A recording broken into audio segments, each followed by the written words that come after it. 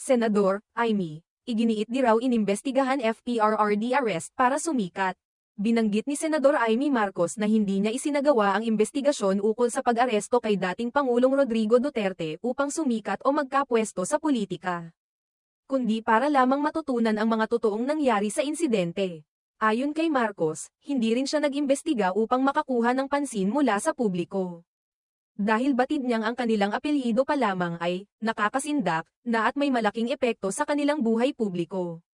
Sa isang press conference na ginanap noong ika-27 ng Marso taong 2025, ipinaliwanag ni Marcos ang kanyang layunin sa pagsasagawa ng investigasyon sa Senado, na may kinalaman sa pag-aresto kay Duterte noong ika-11 ng Marso at ang pagpapadala sa kanya sa kustodiya ng International Criminal Court, ICC, sa The Hague, Netherlands. Ayon kay Senador Amy, hindi niya ito ginawa bilang isang taktika sa kanyang kampanya o upang dagdagan ang kanyang popularidad. Hindi ako nag-imbestiga para mangampanya, para sumikat. Labis-labis na nga yung sikat namin. Yung apelyido ko nakakasindak pahayag ni Marcos. Tinutukoy niya rito ang kanilang apelyido na may malaking bigat at kasaysayan sa politika at sa bansa. Pinipili niyang magsaliksik hindi upang magpasikat, kundi upang masiguro na nasunod ang mga batas ng bansa at may pagtanggol ang soberanya ng Pilipinas. Mahalaga rin sa kanya na malaman kung may mga hakbang na hindi nasunod at kung ang mga aksyon na ginawa ay talagang ayon sa mga umiiral na batas ng bansa. Hindi naman ako nag-imbestiga para magpasikat or ma-endorso or maging bahagi ng ibang partido, dagdag pa ni Marcos.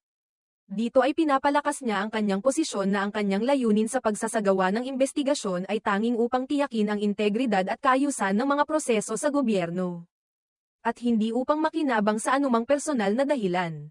Nangyari ang investigasyon noong ika-20 ng Marso, kung saan si Senador Amy Marcos, bilang chairperson ng Senate Committee on Foreign Relations, ang nanguna sa isang pagdinig ukol sa isyu ng pag-aresto kay Duterte. Sa pagkakataong iyon, ipinaliwanag ni Marcos ang kanyang posisyon na ang pag-aresto kay Duterte ay isang uri ng pang-aalipin dahil sa kanyang pananaw. Ang mga hakbang na ginagawa ng ICC ay isang uri ng hindi makatarungang pag-intervene ng mga banyaga sa loob ng internal na usapin ng Pilipinas. Ipinahayag ni Senador Amy Marcos na ang investigasyon na kanyang isinagawa ay may layuning tiyakin na ang mga hakbang ng mga banyagang institusyon, tulad ng ICC, ay hindi nakikialam sa mga proseso at soberanya ng Pilipinas. Isa itong mahalagang hakbang upang maipakita kung ang bansa ay may kakayahang ipagtanggol ang sarili nitong mga batas at pananaw ng walang interbensyon mula sa mga dayuhang hukuman. Sa kabila ng kanyang mga pahayag, patuloy na nangyayari ang mga diskusyon ukol sa mga kasong isinampa laban kay dating Pangulong Duterte, at sa kung paano ang mga hakbang na ito ay mag-iimpluwensya sa mga susunod pang hakbang na may kinalaman sa mga batas ng Pilipinas at ang relasyon nito sa mga banyagang institusyon.